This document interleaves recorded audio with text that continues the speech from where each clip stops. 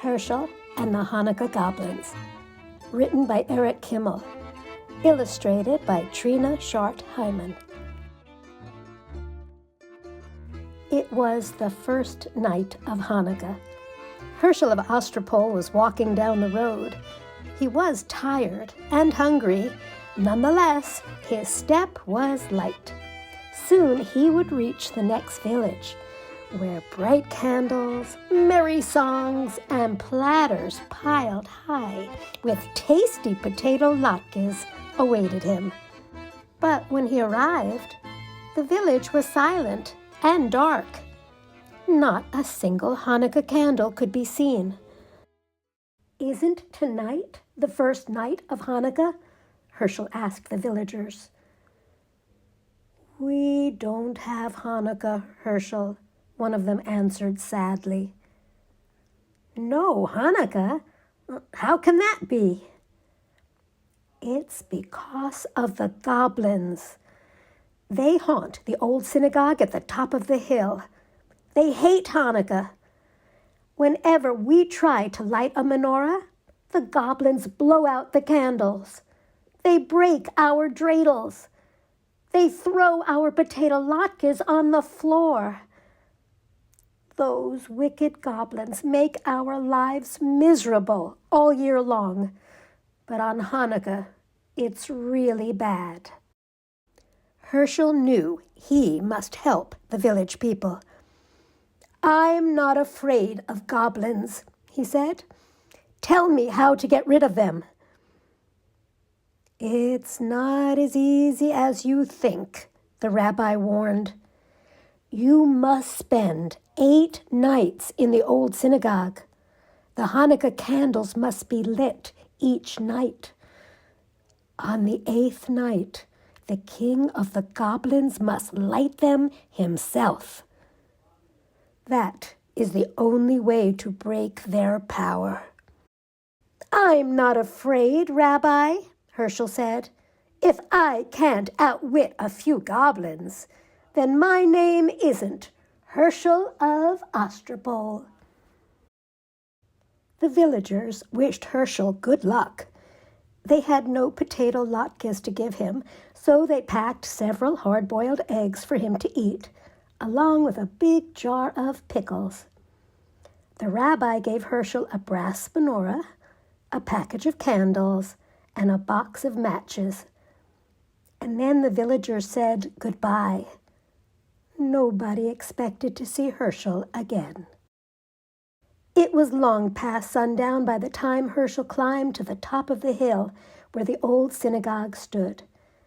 The crumbling building was gloomy and dark, and rusty hinges squealed as Hershel opened the door. He put 2 candles in the menorah and set it on the windowsill. He struck a match and lit the shamus candle, the candle that lights the others. He said the blessings and was about to light the other candle when he heard a voice. "Hey, what are you doing?" Hershel turned around. Here was a goblin no bigger than a horsefly, with a long pointy tail and 2 little bat's wings hovering in the air. "I'm lighting Hanukkah candles," Hershel said. "Tonight is the first night of Hanukkah." "Oh, no, it's not. We don't allow Hanukkah, not around here." "Is that so?" said Hershel. "And who's going to stop me? A little pipsqueak like you?" "I may be little, but I'm strong," said the goblin. "Really? Can you crush rocks in your hand?"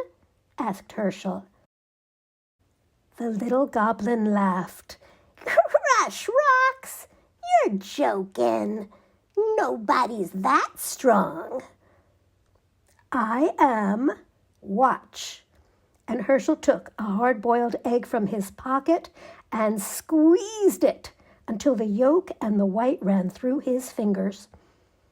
And that's how hard I'm going to squeeze you if you try to stop me from lighting these candles." The little goblin's eyes opened wide, since in the dim light, the egg looked exactly like a rock. The little goblin shook with fear. "You leave me alone," he squeaked. "Gladly," said Hershel, "if you let me light my candles in peace." "All right," said the goblin. "One night won't make a difference. But you better not be here tomorrow. Big, scary goblins are coming, much bigger than I. If they catch you lighting Hanukkah candles, you'll be sorry." "We'll see about that," Hershel said to himself, and he lit the first candle. On the second night, another goblin appeared. This one was big and round and waddled like a goose. Hershel was finishing his dinner of pickles and hard-boiled eggs. "Have some pickles," he said to the goblin. "Pickles?" "Here, catch." Hershel tossed him a sour pickle. The goblin caught it in his mouth and swallowed it. Pickles are good." "Do you like them? I have plenty in this jar. Take all you want." The greedy goblin grabbed as many pickles as his claws could hold. But when he tried to pull his fist out of the jar, he couldn't. "I'm stuck!" the goblin shouted. "You put a spell on this jar to hold me fast." "That's right," Hershel said, laughing. "And it's a very powerful spell. You came here tonight to stop me from lighting Hanukkah candles. So now I am going to light them while you stand with your hand in that jar and watch. How do you like that?" "No, no!" the goblin screamed. "I hate Hanukkah." "Too bad. You'll have to get used to it." Hershel said the blessings and lit the candles slowly, and then he sang all his favorite Hanukkah songs. The goblin wailed and carried on so much that Hershel finally decided to let him go. "Shall I tell you how to break the spell?" Yes, yes. I can't stand it anymore." "Let go of the pickles. Your greed is the only spell holding you prisoner." The goblin let go of the pickles. His hand slipped out of the jar easily. How that goblin raged! He had stood with his hand in a pickle jar while Hershel lit Hanukkah candles under his nose. The furious goblin stamped his foot so hard that he shattered into 1,000,000 pieces. The wind, poof, blew them away. The third night came. Hershel felt something watching him. He began playing with the dreidel. Hershel looked up. Sitting across the table was another goblin. This one had a fiery red face and 2 enormous horns.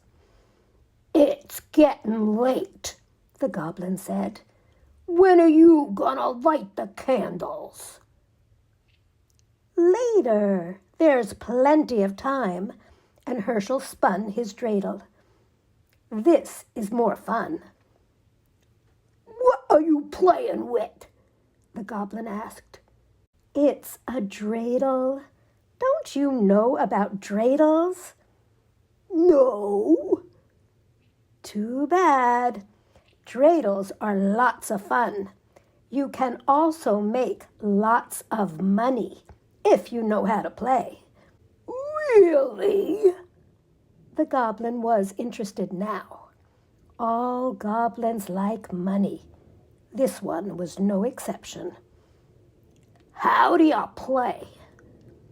Oh, it's very simple, Hershel said. But you must have gold. That's the first rule. I have plenty. Is this enough? And the goblin poured a pile of gold coins onto the table. That's fine, Hershel said. Listen carefully now. This letter is shin. If it comes up, you give me a handful of gold. This letter is hey. If it comes up, you give me half your gold. This is gimel. If the dreidel falls on this letter, you give me all your gold. Understand? Wait, there's one letter left. What about this one? That's nun. If the dreidel falls on nun, I don't give you anything. Ready? Let's play. You go first. The goblin spun the dreidel. The little top whirled round and round, and when it fell, the letter on top was shin. Too bad, Hershel said, taking a big handful of the goblin's gold. Try again. Maybe you'll have better luck. The goblin spun the dreidel once more. This time it fell on hay. This isn't your night, Hershel said, helping himself to half the goblin's gold. One more time, your luck is bound to improve. Once again, the goblin spun. This time the dreidel landed on gimel. Too bad, Hershel sighed as he took the rest of the goblin's gold. Would you like me to spin? Yes, the goblin grumbled. He was very unhappy about losing his money. Hershel spun the dreidel. This time the letter nun was on top. Oh my, I don't give you anything. I get to keep all the gold. Say, that was fun. Get some more gold and we'll play again. What about the Hanukkah candles? We'll light them later. There's plenty of time. Not for me, the goblin said. I'm leaving now. I don't like this game. I don't like Hanukkah. And I don't like you. Goodbye. The goblin spread his wings, swooped out the door, and flew off into the night. Hershel lit the candles, all by himself. On the following nights, other goblins came. One had 6 heads. One had 3 eyes. All were terrible and fierce. They growled and roared and changed themselves into horrible shapes. They tried to stop Hershel from lighting the Hanukkah candles, but Hershel fooled them all. Finally, the 7th night arrived.